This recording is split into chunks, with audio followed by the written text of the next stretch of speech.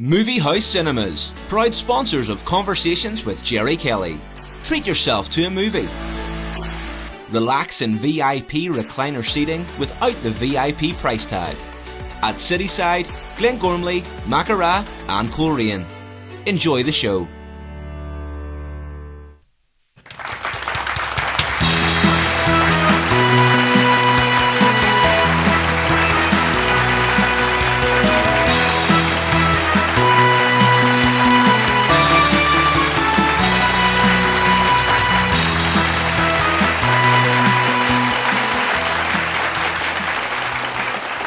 Good evening and welcome to Conversations with me, Gerry Kelly.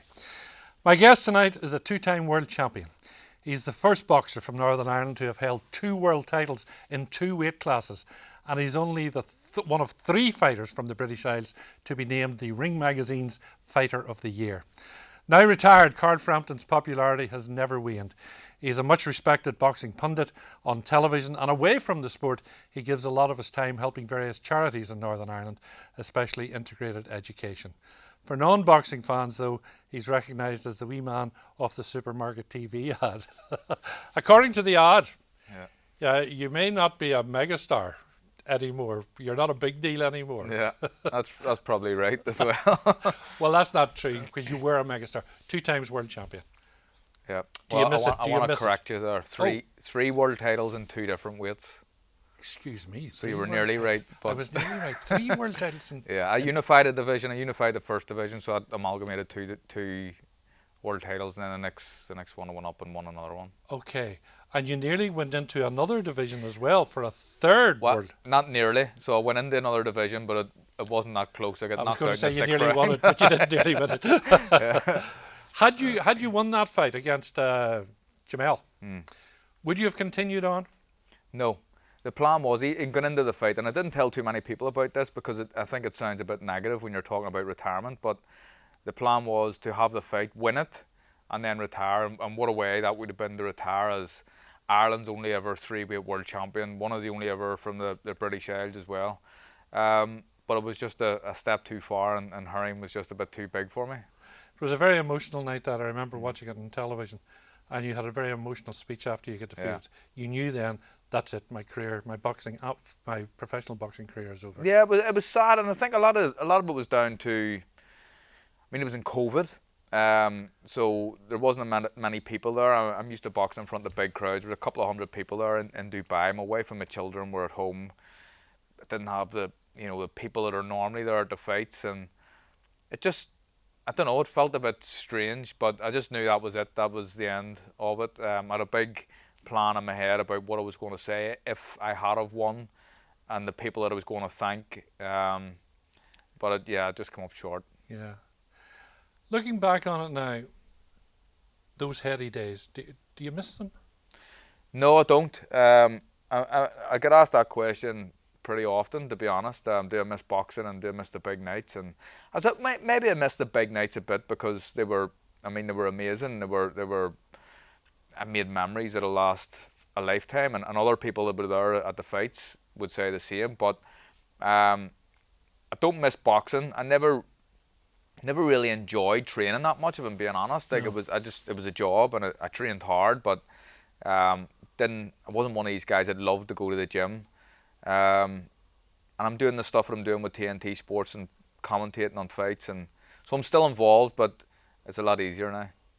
Well, you've been boxing since you were what, 7 years old. Yeah. To step away from it was a big decision, though, was it not? Yeah, it was, but I like to think that I'm rational, and I'm not as good. At the end of my career, I wasn't as good as I was 4 years previous to that, maybe 3 or 4 years previous to that. So I didn't want to kind of affect the legacy, if you want to say that I had as a 2-weight world champion, and be getting beat by guys who wouldn't have got close to me a few years previous. So I just thought about it, and I'm rational, and I just thought I don't quite have it anymore, and now's the time to get out. But did you have a plan to get out? What was the next step going to be? Well, as I was fighting, I was doing the odd bit of punditry work for Sky and TNT and a few different channels, but I was hopeful to go into a role that I've got at the minute, but I was very lucky that I signed a contract with TNT, and I think about 3 years ago, and I'm still there now and still enjoying it. So You're still what, only 37? 37. 37. Will you be doing that in 10 years' time? I mean, it's not a long time career, is it? No, punditry? I don't think it is. I'm hopeful that I'm still doing it in 10 years' time because well, the feedback's been decent. To try to be honest, I'm not. I don't kind of hide if something needs to be said. If a boxer hasn't put in a good performance, they've done something wrong. I'm honest enough to say that. Sometimes you fall out with boxers, but I think people it's a bit of a refreshing outlook really from a pundit rather than the typical guys that are company men and they say what fighters want to hear. I'm not Roy Keane. I'm not saying I'm like Roy Keane who likes to hammer people when he gets a chance, but I like to try and be honest, and the feedback's been good, so if I'm still doing it in 10 years, I'll be very happy. Brilliant. When you were fighting and the weight divisions that you were in, like you had to weigh somewhere between 8 and 9 stone. Yeah, the couple of, so 8 stone 10 was the first division, then 9 stone was featherweight, 9-4 was super featherweight. But I mean, a 14-year-old, that's the average weight for a 14-year-old. Yeah. You were an adult. Yeah. How on earth do you maintain 8.5 stone? I am an adult, but I'm the size of a 14-year-old. So, no, look, it was hard. I mean, you make the weight, and you're actually at that 8 stone 10 mark or 9 stone for literally about an hour. So my walk around weight, probably towards the end of my career, would have been just under 11 stone, probably. Okay. So you're having to lose a couple of stone in the lead up to the fight. And is that done just by training? Training and nutrition, obviously. What would a typical day have been like at your training camp? It changed throughout the camp. So low enough carbs. I felt like I didn't need loads and loads of carbohydrates to perform. So I had a kind of reasonably low carb diet. Loads of water, training twice a day. But as it got a bit closer to a fight, you had to do things that almost trick your body into making weight. So they've done this thing called water loading, where you, from a week out, I'm drinking 9-10 litres of water a day. As the fight gets closer, you kind of cut that out gradually, but the water continues to come out of your body. So you're like kind of tricking your body a wee bit to lose weight. But there's ways and means to it. It's not easy, and it's not nice, but it's just part and parcel of the game. So you get weighed the day before the fight. Yeah. But when you go into the fight the next day, you're heavier than you were on the weigh-in. Yeah, about maybe I probably gained in the 36 hours between weigh-in and fight. I'm at least a stone heavier. You put on a stone in a day and a half. Yeah, and that sounds I can see it in your face. You sound like you're shocked a wee bit by that, but I know guys that put on close to 2 stone. Really? Yeah, it's insane. So how do you? Well, it's all. I mean, you're dehydrated when you're on the scales, to the point where it's very unhealthy. But it's just water. It's water weight. I mean, I would drink 4 or 5 litres of water after I get off the scales before I have to go to the toilet. Now, anyone else drinks 4 or 5 litres of water, they're never away from the toilet. Because your body needs the water, it just holds on to it. So most of it's water weight. I find that amazing. What does it mean, or how do you become a world champion, physically and mentally? What does it take? I think it takes a lot. It's a different game than amateur boxing. I was a decent amateur, but I would say professional boxing is, whereas some guys not necessarily, it doesn't mean you're necessarily more skilled as a professional than the amateurs. I think they're just harder men, a lot of them.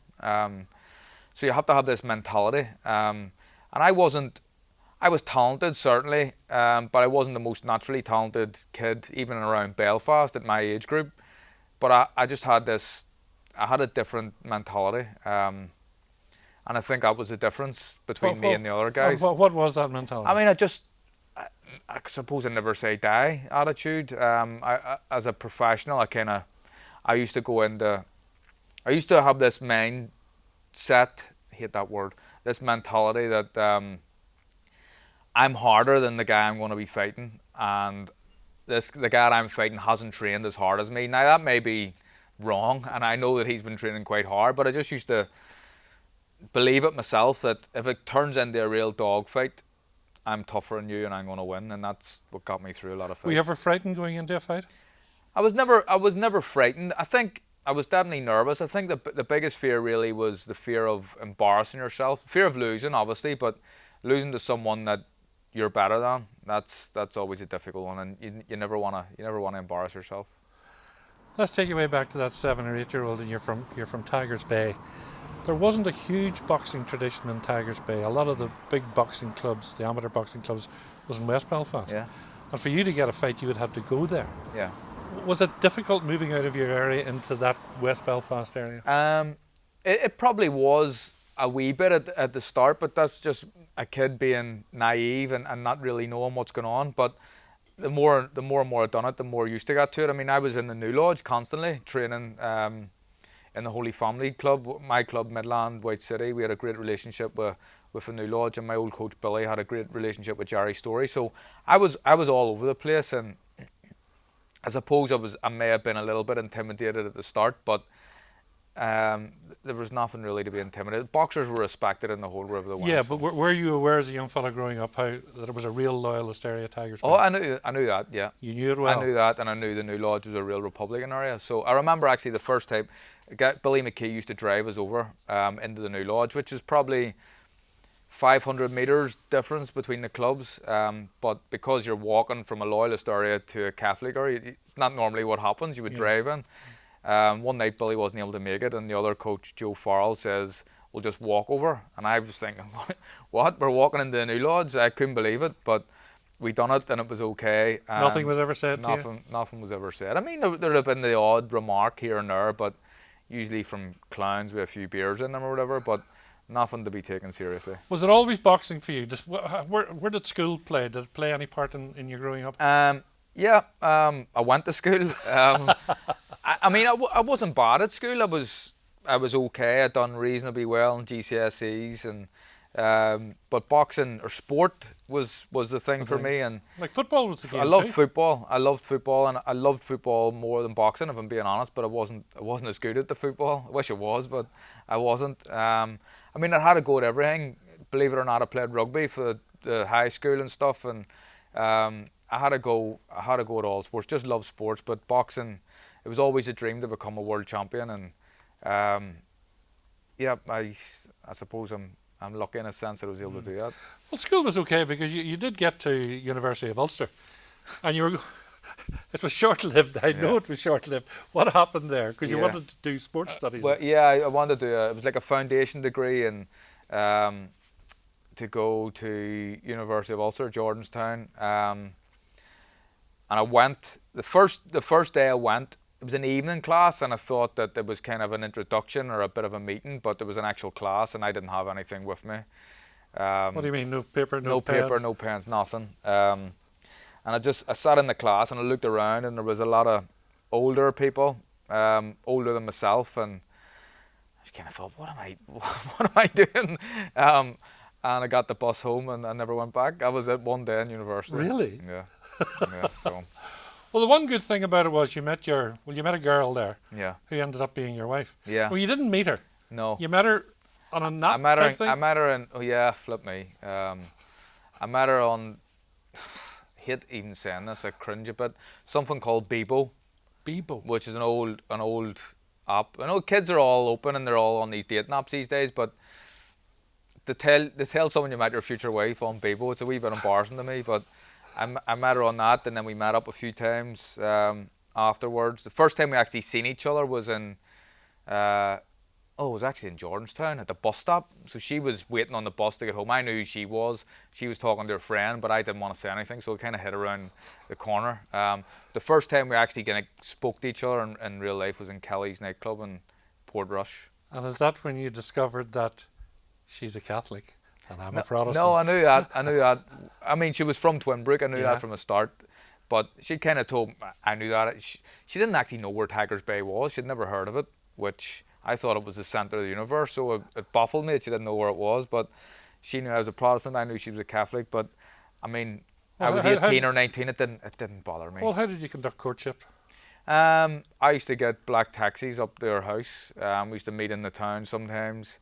And that was it. I mean, I had loads of Catholic friends at that age, obviously through the boxing. So why not have a Catholic girlfriend? You know. How did the families react to it? My family was okay. Her family? Her mum was okay as well. A lot of her uncles are boxing fans and they like a boxing game. Her dad had a few fighting. Her dad might have been a County Antrim champion back in the day, but her dad had passed away before I got involved, and they were okay. They were dead on, and my family were okay. I was always a bit nervous about bringing her into Tigers Bay in case anybody said anything, but I didn't really have to be, because Christine has friends in Tigers Bay now that they'll be friends for life, and she's there often enough, and I'm in the West often enough. It just a big deal's made out of it, but no one cares. No one cares, and you don't care. No.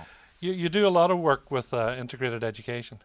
Why integrated education? I just think it's the way forward for society, really, in Northern Ireland. I mean, if you go anywhere else in the world and talk about integrated education, they think you're talking about girls and boys being educated together, but we're talking about two different. I mean, the same religion. They're both Christians, but slightly different sectors of it, being separated.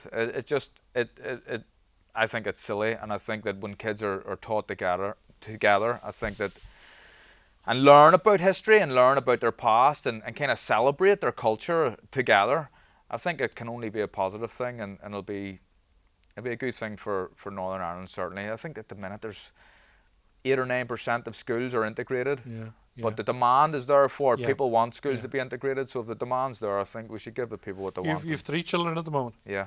Do they go to integrated schools? No, my daughter goes to a Catholic school, and a lot of it's down to location. And we talked about the 8 or 9% of schools actually being integrated. But she goes to a Catholic school because it's close to where we live, and it's a good school as well. My son goes to a controlled school, he's in primary school still. My baby daughter, she's only 2. She's only 2. We don't know where she'll go yet, but the control school, even where we are, I mean, it's not integrated. It's not integrated status, but I imagine there'd be a lot of families in similar situations than we are, like from a mixed background, and I imagine it's reasonably integrated. But I've actually, and I think it's something that it could happen. I would love nothing more for when my young daughter is going to that school, for it to be officially integrated. And I understand there's only certain areas where you can have integrated schools. I know, because there's so few of them about at the moment. You can't put one in the middle of Tigers Bay or in the middle of the Falls Road. It wouldn't make sense, but there is certain areas where it can be done. The one thing we haven't spoken about, because it was big news for this past 12 months, 24 months, was the High Court case against Barry McGuigan. I don't want to go into that again. You can read it in your book if you want to read the detail of it. But McGuigan started you off in the business, and he got you into the professional ranks. What was the offer then to turn pro? Do you remember? Are you talking about money? It was the first offer. I can't remember now. I don't remember specific. I'd have to read my book again to remember it. But the first offer was small and a bit measly, I thought, considering I was a good amateur. I was on the rise. I was winning multi-nations, and can't remember the exact number, but I think it might have been $4,000 for a sign-on fee and $1,000 around for a fight, something like that. I can't remember exactly, but when he phoned me and gave me this offer, I was in the boxing club with Billy McKee and Gerry Story, and I told him what Barry had offered. Both of them says, tell him to stick it somewhere. This is what you want. And I told him the number. I was very nervous speaking to him on the phone. He said, let me go away and speak to my people, whoever he was speaking to, and he agreed to, I think the sign-on fee was $20,000. And at that stage, I mean, felt like a millionaire when I you weren't making money I had at no all? money. I had no money at all. No money at all? None. So you jumped at the chance to take I was living off my wife's student loan. My mum and dad were funding me. My old Billy McKee was helping me out from time to time. I was absolutely skint. Wow, so $20,000 was a fortune, massive, an absolute fortune. Called myself the money man for a while. Went out and bought a PlayStation and a mobile phone and a dog. First thing I bought. A dog. The McGuigan is in America at the moment, or in Australia at the moment, on I'm a Celebrity. You were nearly there. Apparently so, yeah. I was asked. Tommy Fury pulled out. He was meant to be in it. And they asked, would I be interested? I said yes. Now, at this stage, I didn't know McGuigan was in it. But I said yes. And I think there was me and 2 others shortlisted for Tommy Fury's spot. I just kept dragging on. I thought I might be in here, but yeah, they went another direction. Well, had you been accepted, would you have gone? 100%. I would love to have went. I mean, it would be a great experience to do it, but I know the point you're making with McGuigan being there. I would have done it for free. And would you have confronted him? I wouldn't have. I mean, I don't know. I would have probably tried to wind them up, if I'm being honest. I don't know what we're going to say. I mean, suppose we're 2 red-blooded males. People are hungry. You never know what's going to happen. I'm not going to say there's going to be a fight or anything like that, but I like to wind people up, so maybe I'd have done a bit of that. Do I get the impression that that relationship will never be mended? Nah. Never? Never. It hurt that much? Yeah, look, I mean, it was so difficult at the time. And really upset me. I mean, you got to remember, I would have classed these people as my family. And they were saying the same things to me and openly to the public that Frampton, I was called the 4th son. So I was that close to them, and for what happened, and obviously you can read it in the book, to have taken place, it can never be fixed. You settled out of court. Were you happy with the result? Yeah, no one can say they won or anything. That's the rules of a settlement, but I can say I'm very happy. So you can take from that what you want. Yeah. So what's the future? What's 2025 going to be for you? Well, I'm busy. I'm doing the stuff with TNT. I've got a whiskey on the go as well. Stablemate whiskey. I'll give that a plug if I'm allowed. Stablemate. Stablemate. Yeah, it's a bit of a play on boxing. A boxing stablemate. Yeah. It's going quite well as well. Doing the stuff. Suppose I like to be involved in helping charities every now and again when I get the chance to do so.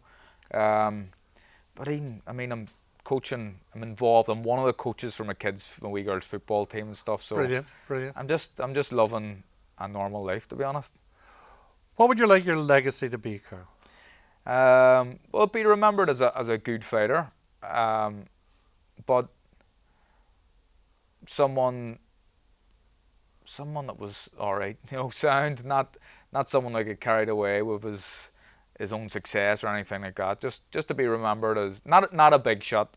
So whatever the opposite of a big shot is. So not the great boxer. It's just I'd like to be remembered as a good boxer too, but a good more person. So you as a human being rather than as a sportsman. Yeah. Do you still have the same friends as you had back in the old days? Yeah, I mean, you lose touch with a lot of friends, but I would still talk to my friends every night. Don't see them as much as I used to, but I'd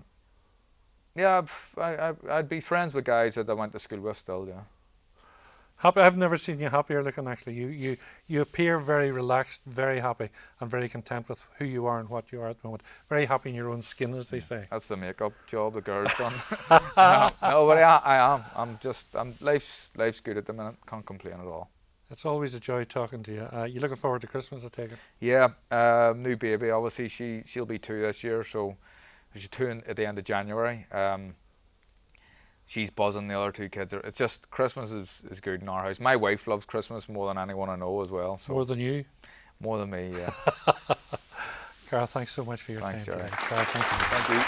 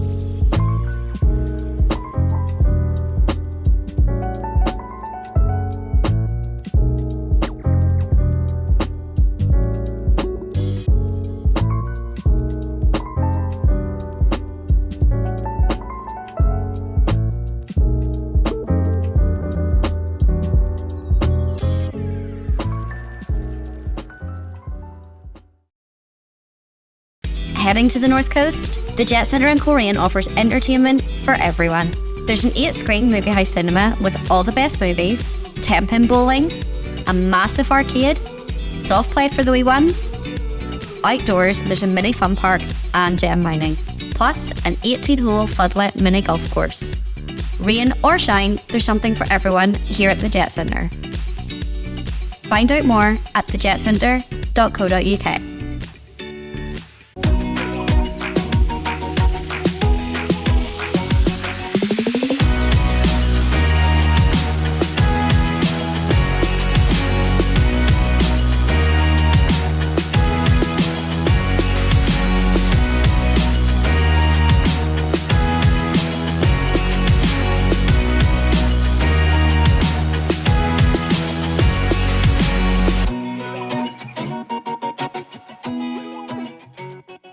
For 35 years, we have shared unforgettable stories on the big screen with you. From first dates to family nights, from blockbusters to indie gems, you've been with us every step of the way. The past was magic. The future, even brighter. Thanks for being part of our story.